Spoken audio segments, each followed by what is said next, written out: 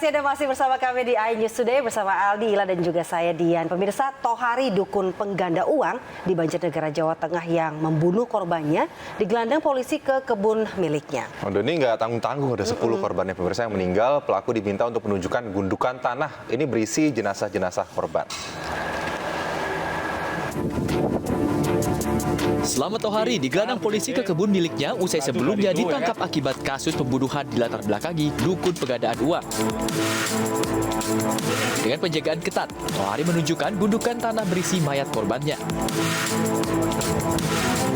Berbekal pengakuan pelaku, petugas kepolisian dibantu dengan tim SAR menggali tanah.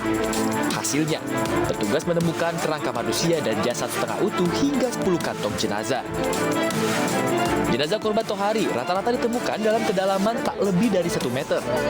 Bahkan ada satu lubang berisi 2 jenazah manusia. Korban PO asal Sukabumi ditemukan pertama, sementara kerangka dan jasad lain diperiksa di RSUD Banjarnegara untuk diidentifikasi. Ya, pada intinya saat ini ada penambahan mengenai jumlah korban. Untuk selanjutnya mengenai jumlah korban berapa dan identitasnya nanti dapat dijelaskan di pertemuan selanjutnya oleh pimpinan kami. Kasus dukun penggandaan uang yang berujung pembunuhan ini terungkap berawal dari adanya laporan orang hilang dari keluarga korban. Hingga kini, jumlah korban dukun Tohari pun terus bertambah. Pendalaman dan pengembangan guna mencari kemungkinan adanya korban lain pun terus dilakukan. Dari Banjarnegara, Jawa Tengah, Elis Novit, iNews melaporkan.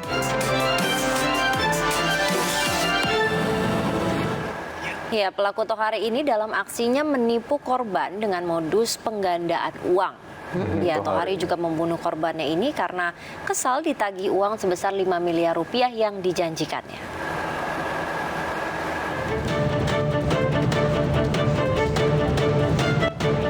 Selamat Tohari, pembunuh berantai yang berkedok dukun pengganda uang ditangkap polisi bersama asistennya. Penangkapan Tohari dilakukan usai ditemukan jenazah berinisial PO, 53 tahun, asal Sukabumi. Dalam aksinya, Tohari bekerja sama dengan asistennya melalui media sosial untuk menawarkan jasa menggandakan uang. Tertarik janji manis pelaku, korban PO memberikan uang secara bertahap hingga 70 juta rupiah. Dengan uang yang diberikan, Tohari menjanjikan bisa menggandakan uang tersebut hingga 5 miliar rupiah. Bukannya memberi korban kekayaan, Tohari justru menggunakan uang tersebut untuk membayarkan hutang-hutangnya. Dari Pak Parianto, 70 dan 70 ya, juta. Itu 70 berangsur-angsur atau langsung 70?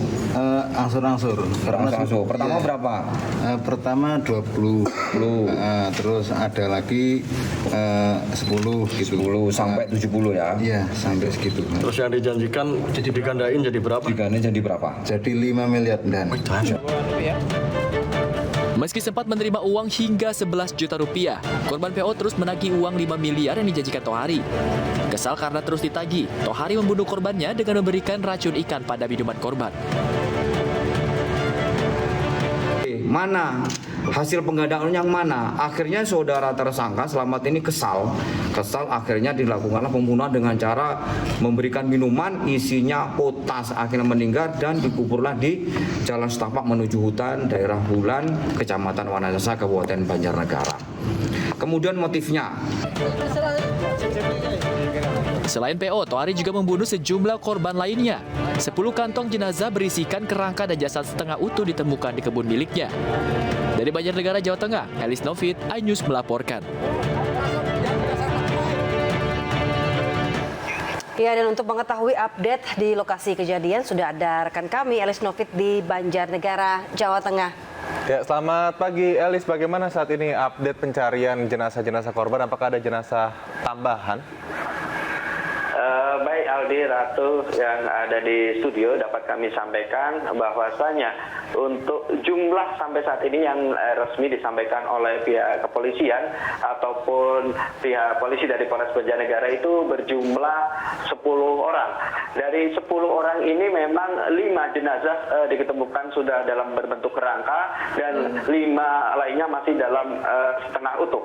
Para korban ini umumnya adalah warga yang memang tergiur dengan kasus penggandaan uang. Jadi memang si pelaku dukun ini memberikan iming-iming, yaitu penggandaan uang. Dia memberikan marketing dengan cara posting di sejumlah media sosial bahwasanya bisa menggandakan uang. Bersama pelaku juga turut diamankan, yaitu BS berperan marketing atau yang berusaha mencari para korban-korbannya. Nah, korban-korbannya ini dibunuh biasanya dengan menggunakan racun yang diminumkan atau racun ikan ya, racun ikan yang biasa dibunuhkan dengan berbarengan dengan obat tidur. Sampai saat ini ada 10 korban. Namun hingga sampai saat ini polisi masih terus melakukan pendalaman dan pemeriksaan terhadap para korbannya, sehingga memang identitas dari korban ini belum bisa disampaikan ke publik ya. Korban ini umumnya adalah warga atau orang yang berada di luar kota. Iming-iming yang dijanjikan memang cukup menggiurkan, yaitu dari uang nilai puluhan juta atau yang 70 juta itu mampu bisa menjadi nilai 5 miliar atau sekitar berpuluh-puluh kali lipat begitu.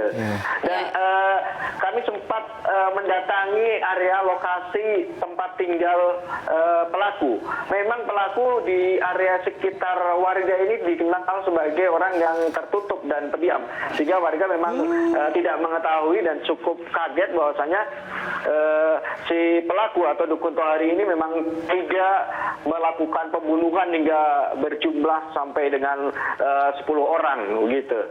Baik, jadi memang sehari-harinya tertutup dan tidak ada yang mengetahui begitu ya. Ada orang yang datang, kemudian ada kejadian-kejadian pembunuhan ya. Elis, adakah keluarga lain dari para pelaku yang juga tinggal di sana yang mengetahui, dan juga sudah berapa lama ia melakukan praktek penipuan ini? Baik, jadi pelaku sudah melakukan aksinya ini sejak 3 tahun terakhir. Tercatat sejak tahun 2020.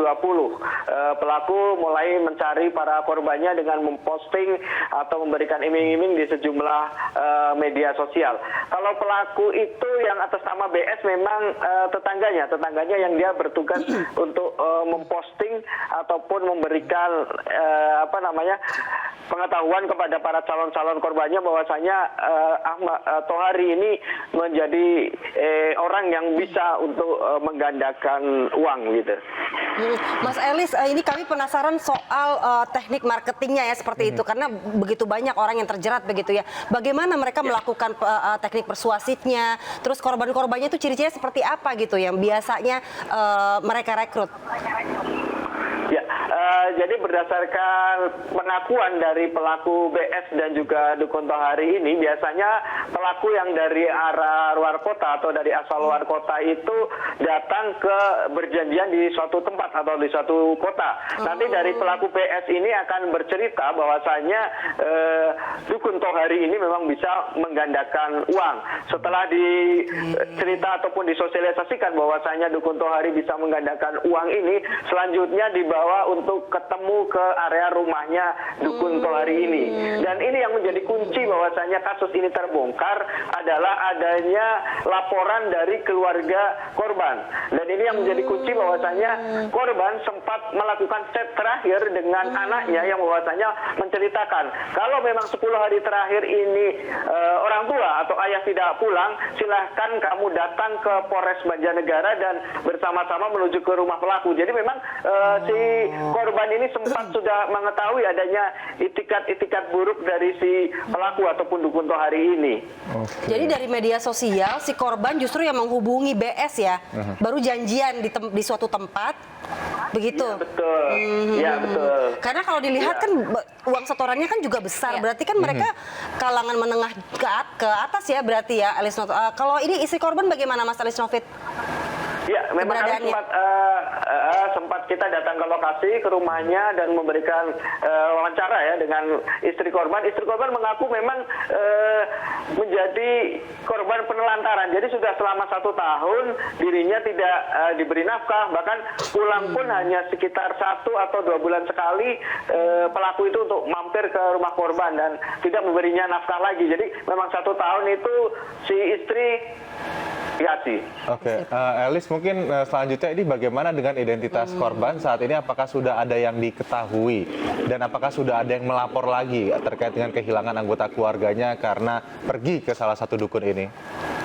Ya, pihak kepolisian rencananya siang ini akan melakukan rilis untuk nama-nama ataupun identitas pasti ya korban, biar pihak keluarga nanti bisa menghubungi ke polsek atau kantor polisi terdekat untuk bisa nantinya disambungkan ke area Polres Banjarnegara. Namun meski demikian, tim dari dokter kesehatan Polda Jateng masih terus melakukan pemeriksaan ya untuk mengetahui penyebab pasti terjadinya pembunuhan atau kematian korban ataupun juga identitasnya biar secara pasti gitu.